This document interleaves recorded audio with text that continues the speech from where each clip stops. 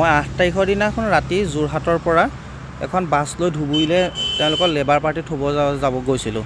যাওঁতে প্ৰথম উঠিছিলে তেওঁলোকৰ লেবাৰখিনি জেইলডত 12জনমান আৰু 17-18জনমান মানুহ উঠিছিলে আমাৰ চোলাঘাট চাৰিআলিত।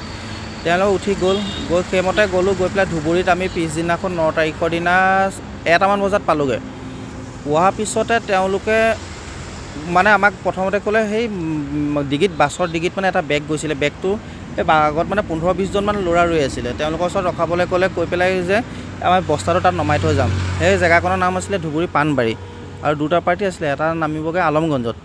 সেই পাণবাৰীৰ ওচৰত নমাবলৈ ৰখাই দিলোঁ ল'ৰাকেইজনৰ ওচৰত। ৰখোৱাৰ পিছত বেগটো নমাই লগালগ আমাৰ মোবাইল কাঢ়ি ল'লে, মানে আমাক আক্ৰমণ কৰিছে। কৈছে যে আমাক 10,000 টকা দে, নহ'লে তহঁতি যাব নোৱাৰ। আমি 2জন চালক গৈছিলোঁ, 2জনে আমাৰ মোবাইলটো কাঢ়ি ল'লে। লোৱাৰ পিছতে আমাক পইচা লাগে এতিয়া 10,000, নহ'লে যাবলৈ নিদিয়ে। এইখন ধুবুৰী হয়, যোৰহাট নহয়, গম পাৱ নাই? বহুত বেয়া অশ্লীল ব্যৱহাৰ কৰিছে। কৰাৰ পিছতে আমি পইচা 10,000 দিবলৈ বাধ্য হ'লোঁ আৰু 10,000 টকা লোৱাৰ পিছত আমাক মোবাইল দুটা ঘূৰাই দিলে। ঘূৰাই পেলাই গোটেইকেইজন গুচি গ'ল। আৰু আগৰ পৰা যে যিকেইজন 15-20জন ল'ৰা ৰখি আছিলে, সেই ল'ৰাকেইজনে আমাক কৈছে এতিয়া আমাক 5,000 টকা দে, নহ'লে তহঁতি যাব নোৱাৰ। আমাৰ গাড়ী চাবিটো কাঢ়ি ৰাখিছে। এতিয়া আমাক 5,000 টকা দিলোঁ, দিয়াৰ পিছত আমি গুচি আহিলোঁ। কথাটো হ'ল কি, আমাৰ যদি সেইটো সময়ত পইচা নাথাকিলে আমাৰ চাগে খালি জীৱনটো কাঢ়ি ল'লেহেঁতেন। কিমানজন আছিলে? তেওঁলোকৰ মানুহ গোটাই ৰাখিছিলে 15-20জনৰ ভিতৰত ল'ৰা গোটাই ৰাখিছিলে। মানে আপুনি যোৰহাটৰ পৰা ভাড়া কৰি লৈ গৈছিলে? ভাড়া কৰি আমাক লৈ গৈছিলে। ভাড়া আমাক ইয়াতে এজন তেওঁলোকৰ ঠিকাদাৰে কথা পাতি দিছিলে। কি নাম ঠিকাদাৰ, চিনি পায়নে? কি তেওঁলোকৰ ভালকৈ মই ঠিকাদাৰজনৰ নামটো নাজানো। তেওঁলোকে ইয়াৰ পৰা ভাড়া কৰিলে, ভাড়া কৰি ধুবুৰীত গৈ তেওঁলোকে আমাক ধুবুৰীত গৈ পেলাই তেওঁলোকে মানে আক্ৰমণ কৰিছেগৈ, পইচা কাঢ়ি লৈছে। আৰু যদি আমাৰ পইচা নাথাকিলে সেইদিনা হয়তো আমাৰ জীৱনো গ'লহেঁতেন। আমাৰ এতিয়া আপোনালোকে এটা কথা কওকচোন, তেওঁলোকক ইমান দূৰৰ পৰা আমি ইমান ধুনীয়াকৈ গোটেই ৰাতি গাড়ী চলাই পেলাই নি পেলাই নিজৰ গন্তব্যস্থান পোৱালোগৈ, পোৱাৰ পিছত আমাক এনেকুৱা অৱস্থা কৰিছে চাওকচোন।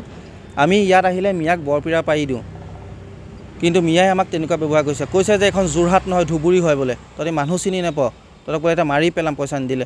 এতিয়া বেলেগ মালিকে কি কৰে, আপোনাৰ চব ৰিজাৰ্ভ গ'লে ক'ৰবাত কিবা কৰিলে মানে পইচাটো আগতে লৈ লয়। কিন্তু আমাৰ মালিকজন তেনেকুৱা নহয়, আমাৰ হাতত কেছ পইচা দি পঠিয়াইছিলে কাৰণেহে, নহ'লে আমাৰ অৱস্থাটো কি হ'লহেঁতেন। মই এখন অংকুৰ বাছ লৈ গৈছিলোঁ। বাছখনৰ নামটো অংকুৰ হয়, যোৰহাটৰ পৰা গৈছিলোঁ। মোৰ নাম দীপক বৰা। মোৰ ৰিচাৰ্জ আছোঁ। এই গোটেই ঘটনাটোৰ বিষয়ে আপুনি আপোনাৰ মালিকক অৱগত কৰিছিলোঁ। মই তাৰ পৰাই লগালগ ফোন কৰিছিলোঁ। তেখেতে ক'লে বোলে তোমালোকৰ হাতত পইচাটো যিটো আছে তোমালোকৰতো বাচিব লাগিব, পইচাটো দি পেলাই গুচি আহা বোলে, কাৰণ জীৱনৰ কথা আছে। যিজন ঠিকাদাৰে আপোনাক গাড়ীখন ভাড়া কৰি দিছিলে, হয়, সেই ঠিকাদাৰে আপুনি লগ পালে? লগ পালোঁ, মই লগ নাপালোঁ, একচুৱেলি মালিকক লগ কৰিলে। তেওঁ ঠিকাদাৰজনে আমাৰ মালিকক পইচাকেইটা মানে আকৌ ঘূৰাই দিলে, কিন্তু দিয়াটোৱে ডাঙৰ কথা নহয়। তাত নি তেনেকুৱা এটা আমাৰ সন্মুখীন হ'বলগীয়া কিহৰ কাৰণে হৈছিল? আমাৰ একচুৱেলি চালকসকলৰ সুৰক্ষিত নহয়। চাওক, যোৰহাট যেন জেগাৰ পৰা গৈ পেলাই ধুবুৰীত এনেকুৱা এটা আমাৰ পৰ্যায় হ'লগৈ, ভবা নাছিলোঁ কেতিয়া। আজি ইমান বছৰ মই গাড়ী চলাই আছোঁ, এনেকুৱা পৰ্যায় মোৰ কোনোদিন হোৱা নাছিল। এয়াই প্ৰথম মোৰ।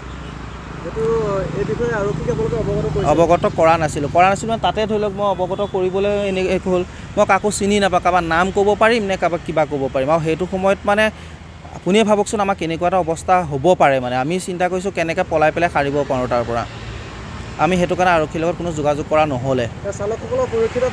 সেইকাৰণে চৰকাৰৰ ওচৰত আমাৰ এটাই অনুৰোধ, আমি ইমান ৰাতি দিন একাকাৰ কৰি পেলাই গাড়ী চলাওঁ, ইমান কষ্ট কৰোঁ, কিন্তু তাতো আমাৰ কোনো আমাৰ সা সুবিধা বোলা বস্তুটো একোতেই নাই। আমি কোনো ক্ষেত্ৰতে সুৰক্ষিত নহয়। সেইকাৰণে আমাৰ চালকসকলৰ প্ৰতি অকণমান চৰকাৰে যে চকু দিয়ে, এয়া বিনম্ৰ অনুৰোধ। যিখিনি মানুহ আছিলে, মানুহখিনি ক'ৰ পৰা লৈ গৈছিলে? আমি যোৰহাট চোলাধৰাৰ পৰা নিছিলোঁ। হয়, ক'ত কাম কৰে বুলি কৈছে? নাজানো নহয়, ইয়াতে কোনোবা ফ্লেটত কাম কৰি আছে, কোনোবা বিল্ডিঙত কাম কৰা। হয়, বিল্ডিঙৰ কাম কৰা মানুহ। ইয়াত কাম কৰি ধুবুৰীত গৈ আক্ৰমণ কৰিছে। ঈদৰ কাৰণে তেওঁলোক গৈছিলে ইয়াৰ পৰা। এইটো কোন তাৰিখৰ? এইটো 9 তাৰিখৰ দিনা 1টা বজাৰ ঘটনা।